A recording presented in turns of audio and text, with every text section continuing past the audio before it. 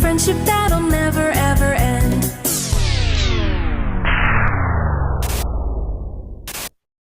Run!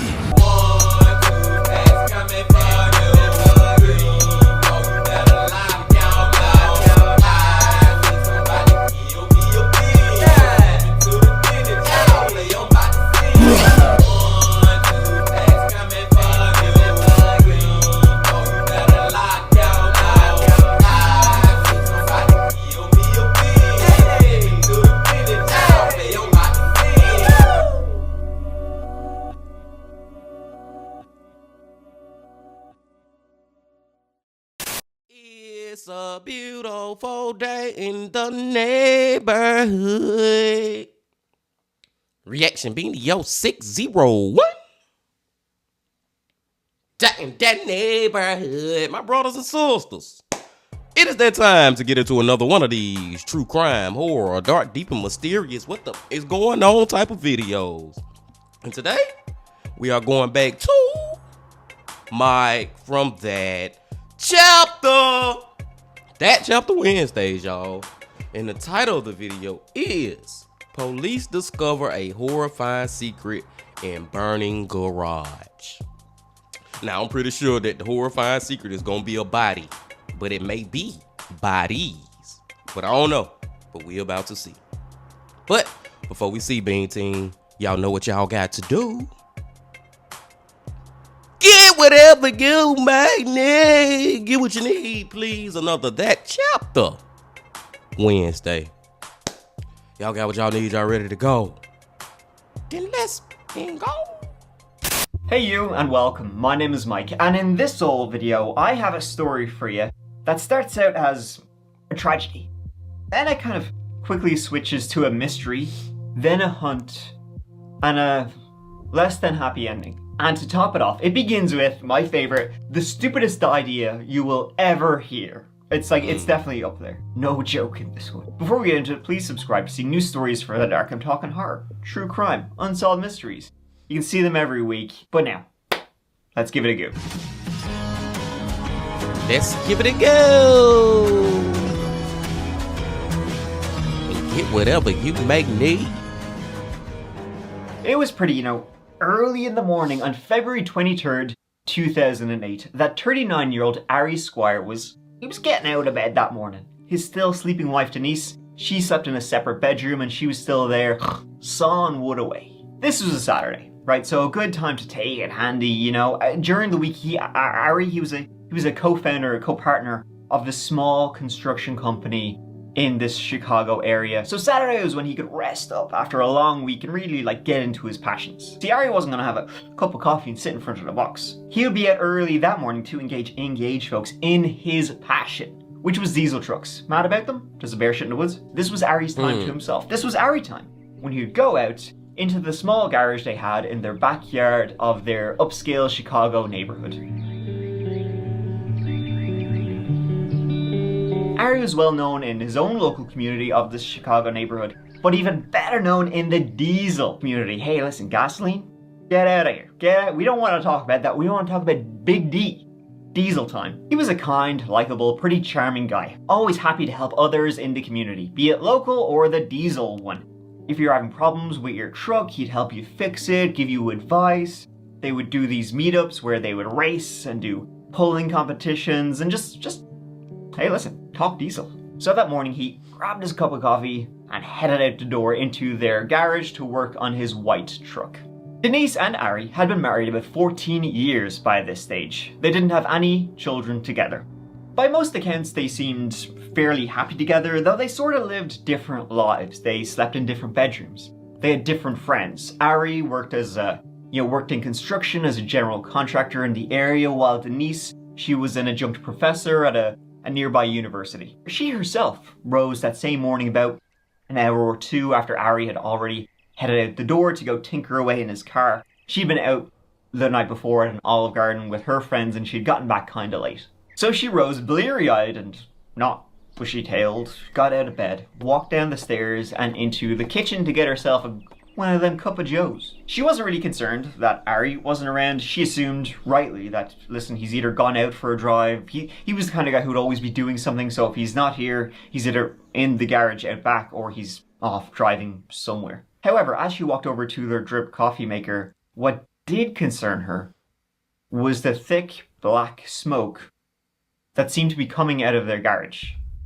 Now, I'm wondering, y'all, is this like her side of the story? Because I don't know if I trust her just yet. You know what I'm saying, man? This story might be all made up and she the one who set that man on fire. Just saying. It wasn't unusual to see smoke coming out of the garage, as Ari would always be there tinkering away. He was a bit of an engineer. But this seemed to be quite a lot of it. This looked like there was a fire. First off, Denise thinking, well, Ari can't be there. She tried to call him on his cell phone, but she got no answer. She then walked out to the front of their house and she couldn't see his white truck out there, so she assumed he must have gone off for a drive. But then seeing the smoke only getting thicker and thicker, she called 911. 911, Lake County Sheriff. I think my garage is on fire. I just heard some noise and I opened the door and it's all black smoke. And there's smoke coming from your garage? Should I go outside or what do I do? Wait outside where it's safe, okay? Should you go outside? Hell yeah, you should go outside. Ain't your husband possibly in there, lady? I know you can't get him out, but damn. At 8:24 a.m. and the firefighters arrived within minutes of the call. She was waiting out front by the time the firefighters arrived, and she was telling them now, I'm very worried that Ari is not answering his phone. I'm starting to wonder and worry that he's in there. She began to think, wow, maybe the reason his truck is not out front is he had been working on it. The firefighters, they pushed past her and they went into the garage, and fairly quickly, they were able to put out the fire. It was indeed his truck on fire in their garage. It had been white. Now it was, well, any colour had been burned away. But just as the smoke and shite cleared, they saw something tragic. They saw two legs sticking out from underneath his white truck. Damn. Now the upper half of the poor person who had been underneath this truck was burnt to a absolute crisp. But I mean, it was Ari. The face was gone, but you know, he was wearing his clothes, and they found a wallet inside, and it was Ari Squire's identification. Ari, it appeared, had died doing what he loved, working on his truck till his dying moment. An investigation would, of course, begin to try and determine what exactly had happened, but it appeared to have been a freak accident. Ari had been working on the undercarriage while the truck had been lifted up on a 3-ton hydraulic jack, but in some sort of freak accident, the truck had slipped off the jack and crushed Ari underneath. Then, as it fell, it smashed a light bulb that had been hanging from the opened hood of his truck, and that then sparked a fire, and, well, you know the rest. News of Ari's death, well, it spread quickly. It's an absolute tragedy. As I said, you know, he was well known in the local community as a general contractor, even better known in a diesel community, where he was like a big dog in that. His death was extremely sad. Denise was devastated. Is what the police might think she would have been, but she wasn't. When they told her, you know, we are so sorry. Your beloved husband, he's burned to a crisp. Sorry about that.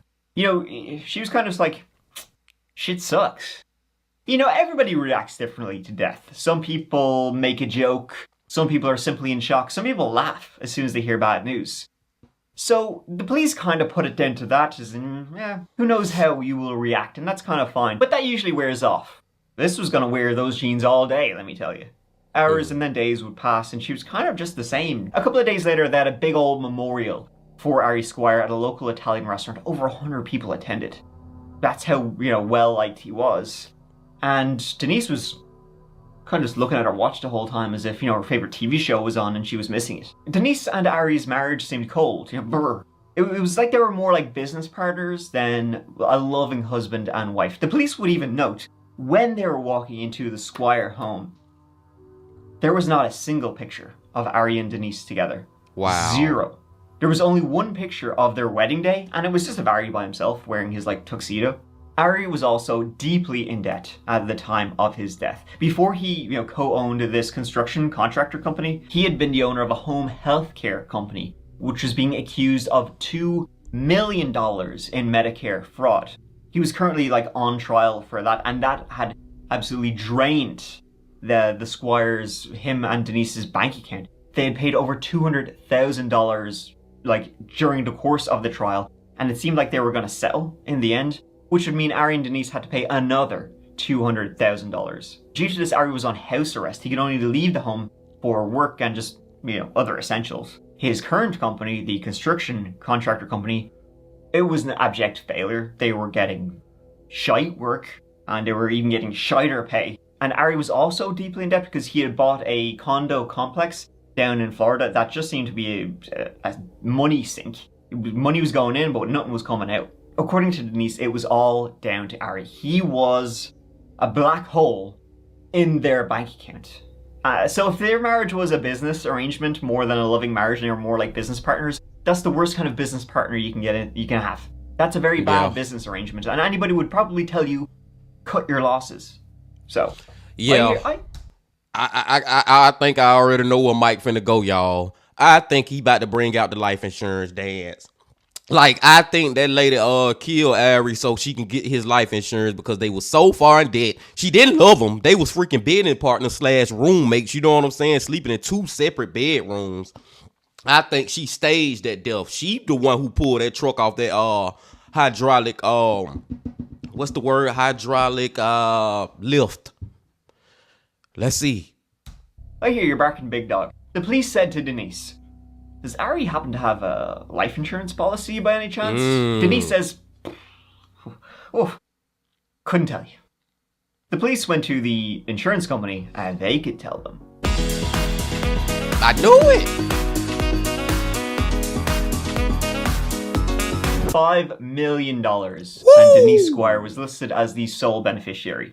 So if Ari died, this would be very good for Denise. Not only would a lot of her money problems go away due to being married to a money problem, she would also get $5 million. It's not bad. And although the immediate investigation showed this to be what appeared on the surface to be just a freak accident, truck slips, crushes him, and then a fire starts. A deeper look at it, like more than a cursory glance, would show kind of a couple of things weird here. See, Ari was a very skilled mechanic, but he was also very safety conscious. When news of his death reached the auto community, people were shocked. Ari? Him? He died in an accident? No way. I mean, it can happen to anybody, especially a freak accident. But usually those who don't take care of shit are the ones that get hit. So people were shocked Ari would be the one who would die. So the police were learning strange things about the scene. His marriage to Denise, their financial problems, and they're thinking, oh boy, here we go. If the truck did slip, you'd expect to see scratches and damages, which there weren't there. He wasn't using the jack stabilizers with the hydraulic jack, so it wouldn't have been very steady regardless. The truck slipped and fell and smashed a light, which started a fire. That would make sense. Except there was no power to the garage. The police found that the circuit breaker was off at the time. He would usually turn power off to the garage when he wasn't in there for safety reasons with all of the equipment in there.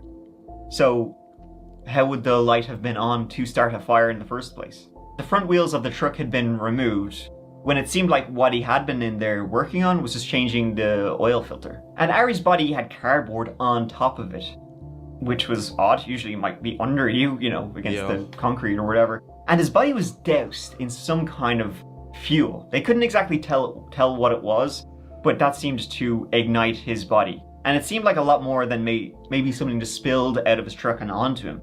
He was like doused in it all the way down to his socks.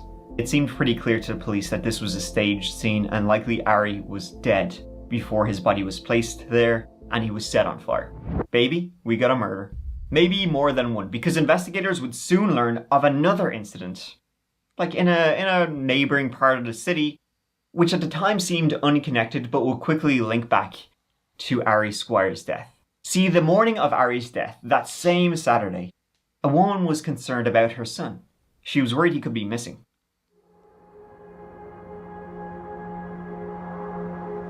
20-year-old Justin Newman should have been back by now. This was at 3 p.m. that Saturday. He had to be back by 3 p.m. because Justin would always drive his mom, Donna, to work. She worked at a nearby Target and she couldn't drive herself. Justin was, every Saturday, he would drive her to work. He was so, he was always there. His brother, Justin wouldn't even let his brother drive their mom to work. That's how Justin was there So his mom was like kind of worried that he wasn't appearing, he wasn't answering his phone. Justin, a young fella, fun-loving, and he worked at a nearby Home Depot. He was a very hard worker because he wanted money and lots of it. He was a dreamer. Now that Saturday morning, it was his first day on the job at like a side gig he had picked up at a general contractor's. He had started at about 7 a.m, but he said, I'll be sure to be back by 3 p.m. so I can take you into work. Like sure, first day starting on a new job, sometimes you might have to stay late as you're learning the ropes, but as I said, now Justin said he would be back by now, no matter what. So where was he? All they knew is that a customer at Justin's place of work, the Home Depot, had offered Justin some part-time work, kind of few jobs here, maybe at the weekends on your days off from your regular work, help me out as I construction stuff. Just a Time out. Did Denise hire Justin to kill Ari? That's what it sounded like, y'all. That's where I think we're going. chance to get a little bit more money. Justin, of course, jumped at it. The guy who was offering him a little bit of extra work, that guy's name was Ari Squire. Oh. That Saturday, they were due to go work at a job in Missouri. Donna ringed Home Depot. She didn't have Ari's number, and she wanted to speak to Justin's boss. Maybe he knew Ari, because Ari was a very frequent customer to this Home Depot contractor. He needed supplies. He was in there like 4 to 5 times a week. So Donna is talking to Justin's boss, and guess what he says to Donna? You won't believe it. Ari was killed in a fire this morning. Shit me fan. The next day, they received a text from Justin saying, gone to Missouri, call you next week, which sounded weird coming from Justin, and it was then they reported him missing.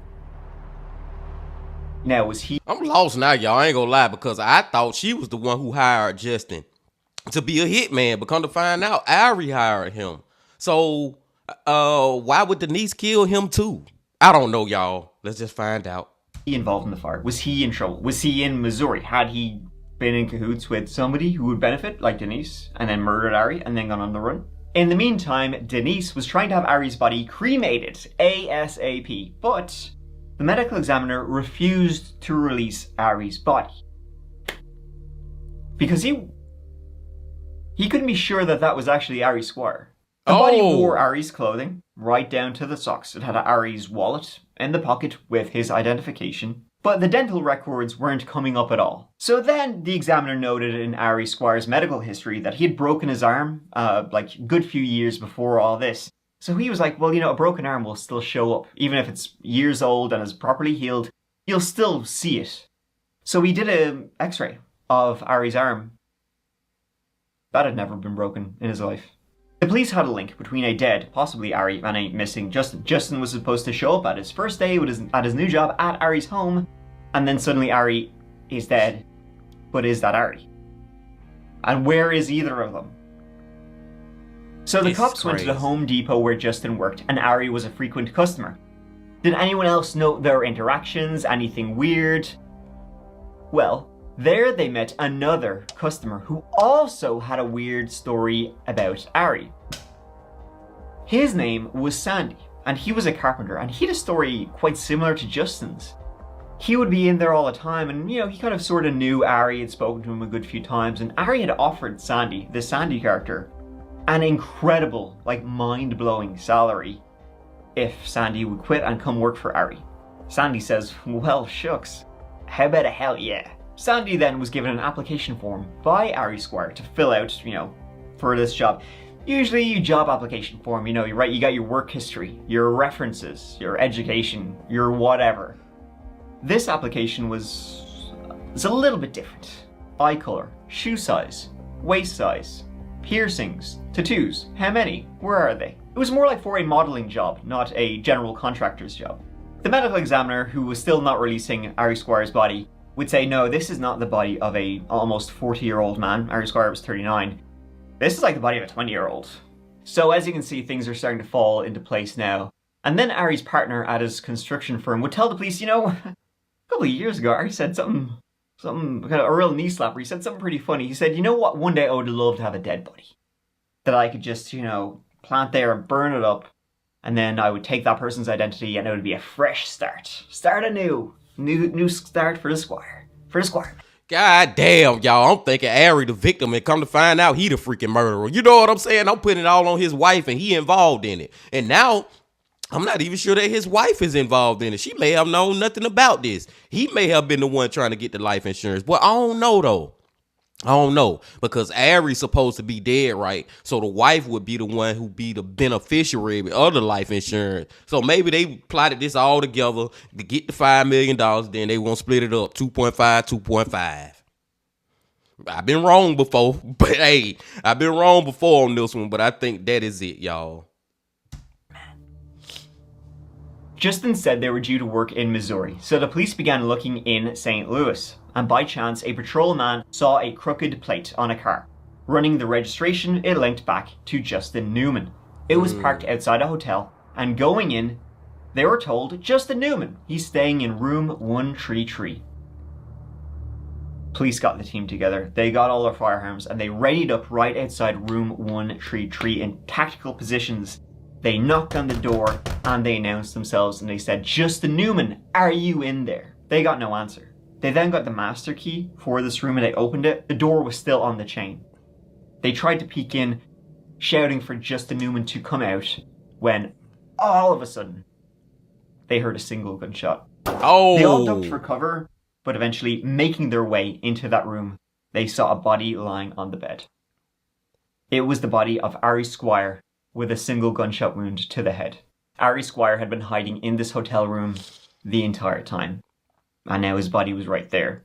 He was dead for a second time. Looking at his body as it lay on the bed in this hotel room, Ari Squire's usually brown eyes were blue.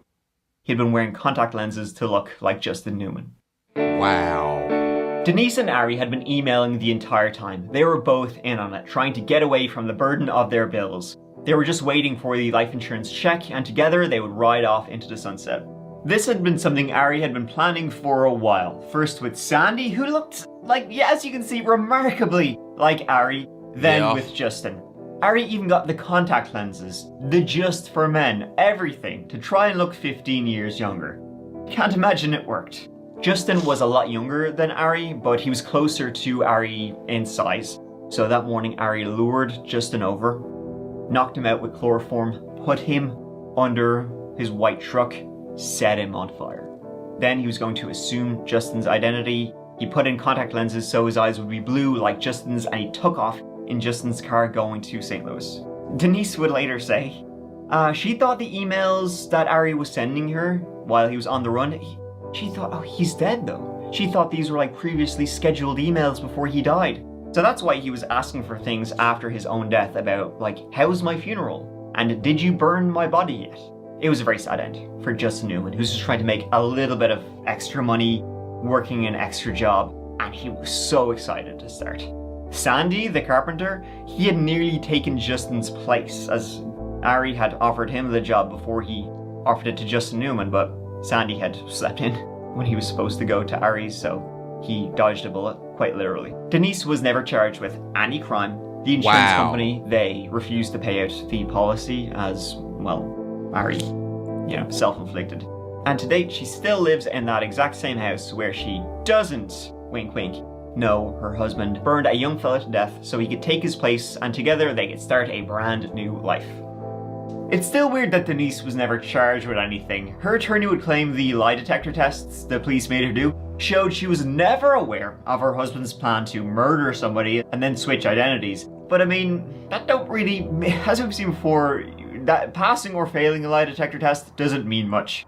Her attorney said, quote, she knew nothing about the plan. She knew nothing about the design or the Newman man who is deceased. Her attorney refused, though, to answer any questions about the at least 4 emails Ari sent to Denise after his supposed death, where he asked, when will my ashes be returned? What are you going to do with my ashes? Denise responded, they're not releasing the body yet. She didn't say they're not releasing your body, as if she was emailing a ghost. Later, in a civil suit, a jury would decide that Denise should pay Justin's family $6 million. Who knows if they ever got a dime of that money, though. This truly is one of the most tragic and stupid plots I've covered. Yeah, that's stupid. Thank you so much for being here. It means the absolute world to me. If you're looking for more stories, please check out the That Chapter podcast. It features brand new podcast exclusive stories They're out every single Monday morning, and it's available on all podcast platforms, so please give that a go. But until the next full video, which will be out in a couple of days, please take care of each other and yourselves. Because I love you. Mike out. Man, I just gotta start off, y'all, by stating the obvious. We all know that Denise freaking knew that Ari was still alive. We all know that she was in on it. It's so crazy that those emails are proof in the pudding. Proof in the goddamn pudding, and nothing ever happened. She never got charged with nothing. She free till this day. And she helped kill Justin, man. You know what I'm saying? She was in on it the whole time. And Sandy looked like Ari a lot. That was real freakish. Well, I don't even think he would have got away. He had a better chance of getting away with it with Sandy than Justin, because Justin didn't look nothing like him, and he was a lot younger, man. That was just crazy. Then he had to be a freaking coward. Y'all know I hate these people that murder people, and then before the police can catch them and they can have to face the consequences, they end up murdering themselves. You know what I'm saying, man? He shot himself before the police even got into the hotel room. But this one was crazy, y'all. Like Mike said, I was wrong. I'm thinking, at first I'm thinking, man, Denise plotted to kill Ari over life insurance. You know what I'm saying? She trying to get the damn life insurance. Then I'm thinking, maybe Ari is still alive, man, and he killed Justin. No, I know. I thought Denise had did it herself. Then I thought she had hired Justin to kill Ari. You know what I'm saying? Then I thought Ari the one who killed Justin him damn self. And that was the right answer right there, y'all. So freaking crazy, man. But I digress.